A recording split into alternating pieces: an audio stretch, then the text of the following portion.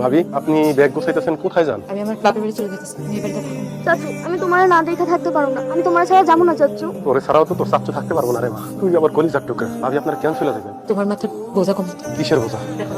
আমি এখনো কোনো কাজকর্ম করবো না, তার মধ্যে কইতেছে তোমার ভাইয়ের সব ঋণ তুমি শোধ করবে। এত কিছুর মধ্যে যদি আমি আর আমার মেয়ে এই বাড়িতে থাকি তাহলে তোমার মাথার বোঝা আরো বাইরে যাবে। আমি এটা চাই না, তাই আমি এই বাড়ি থেকে চলে যেতেছি। আপনি আমার বড় ভাই, মুখটা আমার বড় ভাই, আমার রক্ত, আমার বংশের নিশান। আপনি কইতেছেন আপনার আমার বোঝা? আপনার আমার বোঝা না ভাবি, আপনার আমার বোঝা না। আপনার তো আমার জন্য আশীর্বাদ, আমার জন্য দোয়া, ভালোবাসা। ভাবি ভাই তো আমাদের সারা জীবনের লেগে সাইরা চলে গেল, এখন যদি আপনারা আমাদের সাইরা চলে যান তাহলে আমি আর মা কারে নিয়ে বাঁচি? এই বাড়ি থেকে আপনারা কোথাও যাইতে পারবেন না, আপনারা এই বাড়িতেই থাকবেন। ভাবি দেখো রাশেদ, আমার জামাই মরে গেছে, এই বাড়িতে থাকি আমি কি করবো? আমি কোন অধিকারে এই বাড়িতে থাকবো বলো? আমি কোন পরিচয় নিয়ে এই বাড়িতে থাকবো? আপনি আমার ভাইয়ের বউ, এই পরিচয়ে আপনি এই বাড়িতে থাকবেন। তারপরে যদি আপনি মনে করেন যে আমার ভাই মরে যাওয়া আপনার পরিচয় মুছে গেছে, মানে দরকার পড়লে আমি আপনার নতুন পরিচয় দেবো। নতুন করে পরিচয় দেবো মানে? নতুন পরিচয় দিব মানে প্রয়োজন আমি আপনার বিয়ে করবো। ভাবি রাশেদ, এটা তুই কি করছিস? মামা হ, আমি ঠিকই কইছি, প্রয়োজন আমি ভাবিরে বিয়ে করবো। তখন ভাবি আমার স্ত্রীর পরিচয় এই বাড়িতে থাকবে, আমার কলিজার টুকরা মুখটা আমার মায়ের পরিচয় এই বাড়িতে থাকবে। আল্লাহর দোহাই লাগে রাশেদ, এমন কথা করবো না। আমি আমার স্বামীর অনেক ভালোবাসি, তার জায়গা আমি কাউরে দিতে পারবো না। আমার স্বামী স্মৃতি নিয়ে আমি সারা জীবন কাটাই দিতেছে, আমি জীবনে অন্য কাউরে বিয়ে করতে পারবো না, তার জায়গা আমি কাউরে দিতে পারবো না। তাহলে তো ভাই ওই আপনার আর মুক্তার স্থান যে আমার কাছে কোন জায়গায় এটা আমি তোর কইয়া বুঝাইতে পারবো না। আমি যদি আমার মার দায়িত্ব পালন করতে পারি তাইলে আপনার দায়িত্ব আর আমার এই ছোট মার দায়িত্ব আমি পালন করতে পারবো।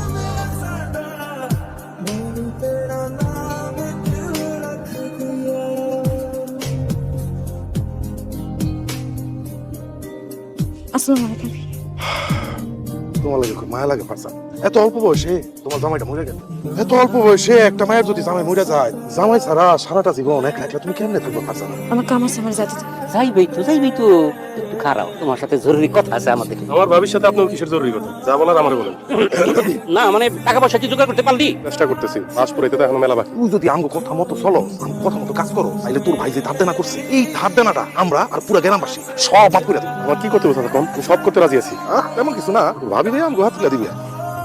আমি বুঝলাম না। মানে হইতেছে তোর ভাবি আমাকে জন্য মাঝে মধ্যে একটু সময় দিব, মিষ্টি মিষ্টি কথা কইব, আমাকে খুশি কইরা দিব। এই ব্যবস্থা যদি তুই করতে পারো তাইলে আমরা না শুধু এলাকাবাসী তার কাছ থেকে যত টাকা নিচ্ছে তোর ভাই এক টাকা আর দিতে হইব না, সমস্ত ব্যবস্থা আমরা করি। আচ্ছা, বুদ্ধিটা কিন্তু একেবারে খারাপ দেন নাই। আপনারা দুইজন ভাইয়ের কাছ থেকে 1 লাখ 1 লাখ 2 লাখ টাকা পাইতেন, আমি আপনি করে 2 লাখ 2 লাখ 4 লাখ টাকা দিব। আপনাকে দুইজনেরই তো দুইটা আবি একটা জোয়ান মাই আছে না, মাইয়া দুইটা না আমার হাতে তুলে দিবেন, আমি একটু ফুর্তি পারলাম আর কি। এই খবরদার, পাবলিক চাই টাকার বিনিময়ে আমরা আমগো মাইয়ার তোর হাতে তুলে দিব।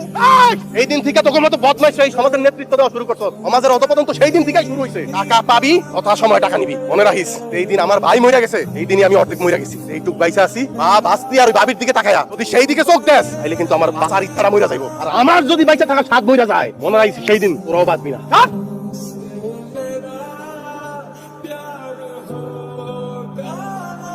কি ব্যাপার মা, এত রাইতে তোমরা বাইরে বসে রয়েছো কেন? তার লাগে তো বসে রয়েছি, এত দেরি করছিস কেন? চাচু আমার জন্য চকলেট নিয়ে আসছো? আরে মা, আমার কলিজাটার লিগে চকলেট আনবো না তা কি হয়?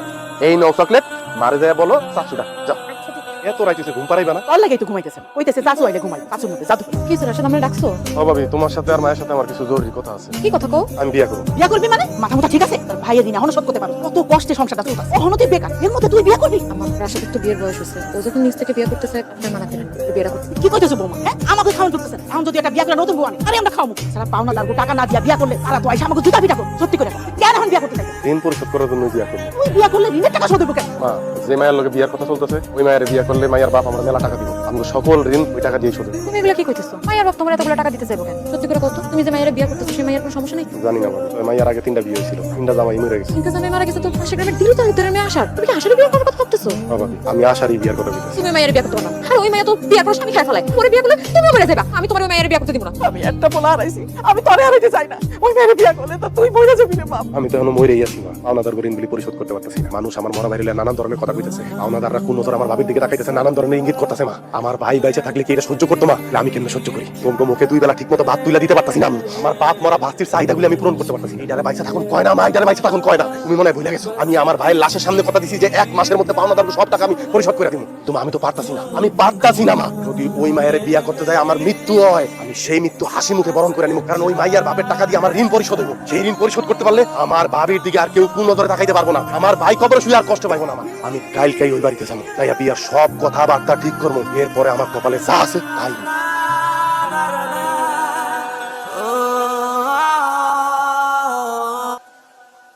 কিরে মুক্তা, তুই এই জায়গায় কি করতেছ? কেন আবার ঘুমাইতে আইছি? ঘুমাইতে আইছস মানে? এই জায়গায় ঘুমাবি কেন? তোর মার কাছে যা, মার কাছে যা ঘুমা যা। আমি চাচুর সাথে ঘুমাবো। আরে আই ভাবি আপনি কই? কি হইছে? আসলে ডাকতেছো কেন? ইউনার মাইয়া কই থাকে সেই খেয়াল কি আপনার আছে? দেখেন সে এখানে এসে বলতেছে ও নাকি আমাদের সাথে ঘুমাবে। এখান থেকে নিয়ে যান। আসলে ও সবসময় চাচার লোকে ঘুমায় তো, তাই আজকেও বুঝতে পারে না, ভুল করে এসে ঘুমাই গেছে। সব সময় আজকে তো এক না। আপনি জানেন না আজকে আমার আর রাশেদের বাসর রাত? আপনি নিজেই চাইতেছেন না যে আমার আর রাশেদের বাসর একটা হোক। এইসব তুমি কি কও আশা? আমি কেন চাই না তোমাকে বাসরাত না হোক? আপনার জামাই মরে গেছে আর রাশেদ হচ্ছে আপনার দেবর। আপনার মনের ভিতর কি চলতেছে সেটা আমি কেমনে কম?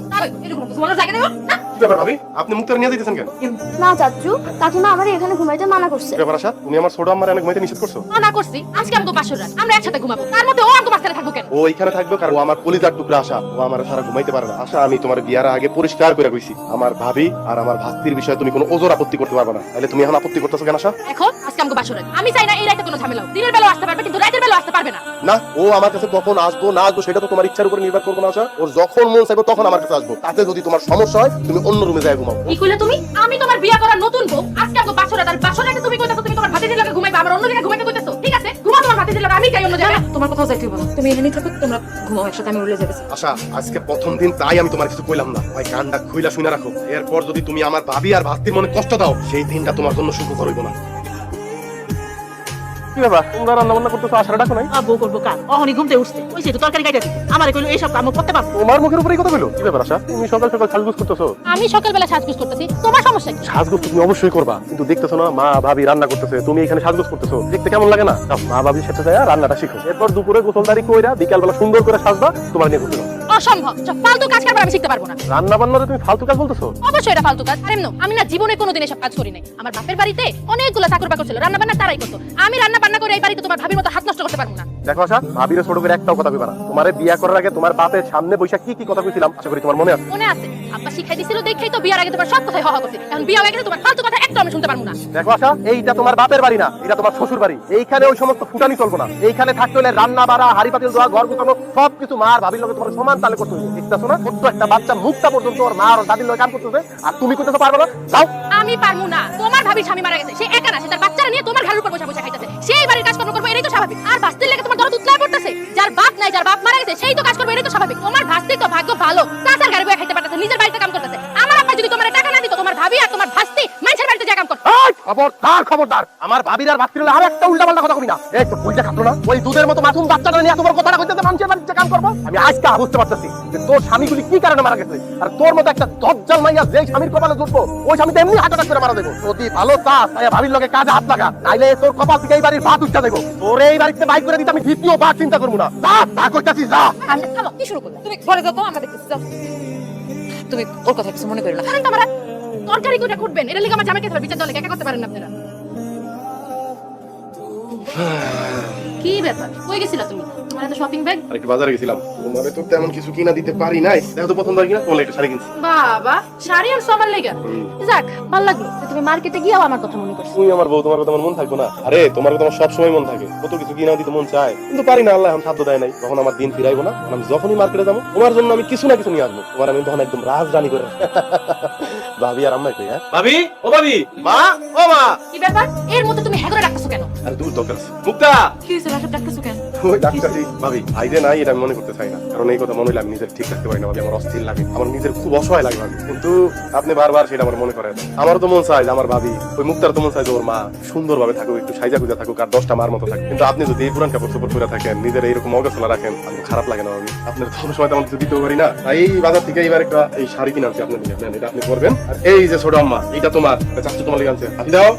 এবার ভাবি, মুক্তা আর আশা নতুন কাপড় চোপড় পাইলো, তুমি আর আমি পক্কা, কিন্তু তুমি মন খারাপ করো না। এরপরের বার তুমি আর আমি নতুন কাপড় চোপড় পাবো, এরা কেউ পাইবো না, তখন কিন্তু আমার মন খারাপ করা চলবো না। আগে করে দিলাম। রাশেদ, হ্যাঁ, একটা কাম করো, তোমার শাড়িটা এটা তোমার আমারে দিয়ে দাও, আমি করবো না। এটা কেমন কথা? আমার লাগে শাড়িটা আনছে সকলে, আমার দিব কে? কারণ আপনার বলা আপনার লেগে শাড়ি আনতে পারে নাই, এই খুঁতখুঁতানি তোর মনের ভিতর থেকেই যাইবো। আর ভাবির জন্য তার কত মায়া চিন্তা করতে পারতেছেন। ভাবির জন্য আনছে, ভাস্তির জন্য আনছে, মায়ের জন্য আনতে পারে নাই, তাই না? শুনো, আমার এসব কিচ্ছু দরকার নাই। তুমি সবকিছু তোমার ভাবিরে আর ভাতিজিরে দিয়ে দাও। আমি সবই বুঝতে পারছি, তুমি বউয়ের চেয়ে বেশি তোমার ভাবিরে ভালোবাসো। নাহলে আমার জন্য শাড়ি আনছো, তুমি আমার তোমার ভাবির জন্য আনতে গেছো কেন? এত ভালোবাসা? হ্যাঁ, আমি আমার ভাবিরে ভালোবাসি, ঠিক যেমন একটা ছোট ভাই তার বড় বোনকে ভালোবাসে, আমি ঠিক তেমনি আমার ভাবিরে ভালোবাসি। আর আমার ভাই মরে গেছে, ওকে দেওয়ার মতো আর কে আছে এই দুনিয়ায়? কে কম? আমি আমার ভাবির একটা শাড়ি উপহার দিতে পারি না? না পারো না, তুমি আমার স্বামী, তুমি শুধু আমারই দিবা। বৌমা, তোমার পেটে এত হিংসা কেন? রাশেদ তার ভাবির একটা শাড়ি দিছে, তুমি তার এত ছোট করতেছো? বড় বৌমা তুমি শাড়ি ফেরত দাও, দাও লাগবে না শাড়ি। রাশেদ, তোমার ভাই যেদিন মারা গেছে সেদিন থেকে আমার শখ আহ্লাদ সাজগোজ করার ইচ্ছা সব মরে গেছে। আমার যা আছে আমি তাতেই খুশি, সেটা দিয়ে আমি বাকিটা জীবনটা করতে পারবো। আল্লাহর দোহাই লাগে, আমার জন্য আর আমার মেয়ের জন্য তুমি আর কোনোদিন কিচ্ছু আনবা না। তুমি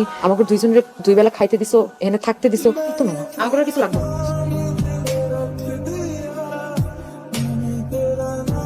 আশা, যদি আজকে আমার ভাবি আর ভাবি এই কাপড় চোপড় না পরে, তাহলে তুমিও তোমার সব কাপড় চোপড় এই বাড়ি থেকে ব্যাগে গুছাও, কারণ কালকে সকালবেলা আমি তোমার তালাক দিয়া তোমার বাবার হাতে তুলে দিব। মনে রাখো, আজ যাই তুই তোমার এই বাড়িতে শেষ নাই। ভাবি, ভাবি আমার ভুল হয়ে গেছে ভাবি, আপনার লোক এমন করাটা আমার একদম উচিত হয় নাই, আমার মাফ করে দেন ভাবি। এই যে আপনার শাড়িটা নিয়ে এসে আপনি এটা পরেন।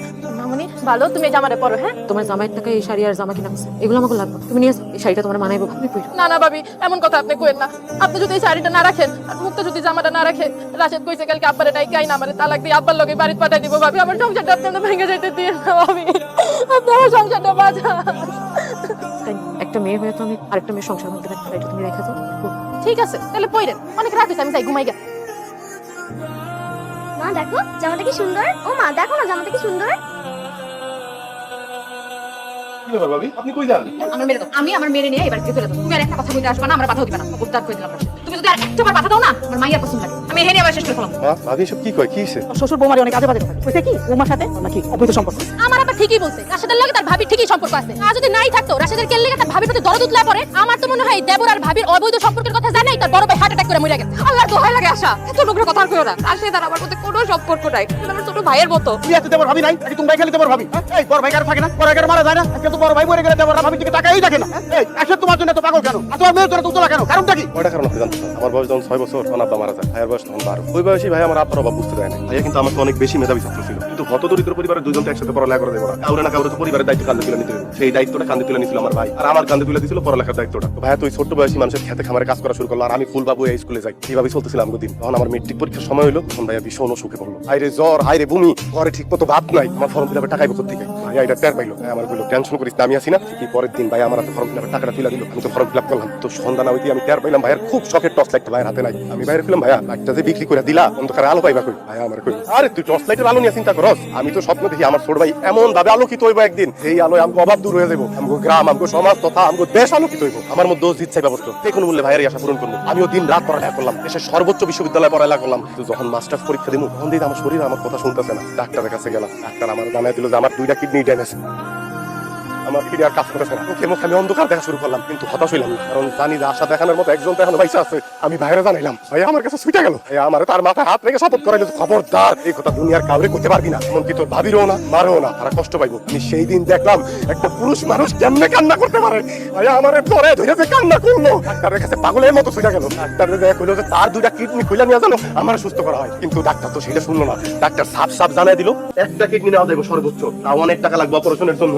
ভাইয়া আবার গ্রামে ছুটে আসলো, দিক বিদিক ছুটতে শুরু করলো, মানুষের কাছে আত্মহত্যা শুরু করলো যে আমি ঢাকা শহরে ব্যবসা করবো, আমার টাকা ঋণ দেন। মানুষ তার নানান কথা শুনাইলো, নানান কথা কইলো, কিন্তু ভাইয়া কাউর আসল কথাটা কইলো না। টাকা নিয়ে যখন ভাইয়া ঢাকা গেল, অপারেশন থিয়েটারে ঢুকার আগে আমি ভাইয়ার হাত চাইবা ধরলাম, ভাইয়া এত বড় পাগলামি যে করতেছো, যদি তোমার কিছু হয়ে যায় আমি রেখে দেখবো, মুখটার কি হইব? ভাইয়া আমার দিকে হাসে কইলো, আমার কিছু হইব না, আর যদি হয় তুই পারবি না আমার শেষ স্মৃতিচিহ্ন দেখা রাখতে। জানেন আমার জবান দিয়ে কোনো কথা বাইরে এলো না। অপারেশন থিয়েটার ঠিক আছে, আমি ভাইয়ের একটা কিডনি না ঠিকই ফিরাইলাম, কিন্তু সারা জীবন অমানবিক পরিশ্রম করা আর বাংলা পরিশ্রম করা ওই ক্লান্ত শরীর নিয়ে ভাইয়া আর ফিরাইলো না, ফিরাইলো ভাইয়ার লাশ। এখন আপনারা ওই ভাবির জন্য, ওই ভাস্তির জন্য আমার কি করা উচিত? আমার উচিত না ভাইয়ের কবরের সামনে জায়গা কোয়া, ভাইয়া তুমি কবর থেকে উঠে আসো, ওই কবরে তো তোমার থাকার কথা না, ওই কবরে তো আমার থাকার কথা। তোমার তো এই দুনিয়ায় তোমার বউ সন্তান নিয়ে শান্তিতে বসবাস করার কথা, এই কথা আমার করার কথা না। বাংলাদেশের প্রত্যেকটা ঘরে এইরকম একটা করে ভাই থাকে, তারা সারা জীবন পরিবারের প্রত্যেকটা সদস্যের জন্য কোনো কিছু চিন্তা না কইরাই কুলুর বলদের মতো কইরা যায়। তাদের ঋণ শোধ করার মতো ক্ষমতা বাংলার জমিনে এমন কোন মার সন্তান জন্মায় নাই যে শোধ করবো, এমন আমি পারি নাই, আমি পারি নাই, আমার ভাইয়ের ঋণ শোধ করতে আমি পারি নাই। রাশেদ, আমার অনেক বড় ভুল হয়ে গেছে, আমার মাফ করে দাও। আমি আমার সামনে আজকে কথা দিলাম, আমি ভাবিনি আমার বোনের মতো করে দেখবো, আমি ভাবতেছি আমার মেয়ের মতো করে দেখবো, আমি কথা দিলাম, আমার মাফ করে দাও। এত বড় শাস্তি আমি জানতাম।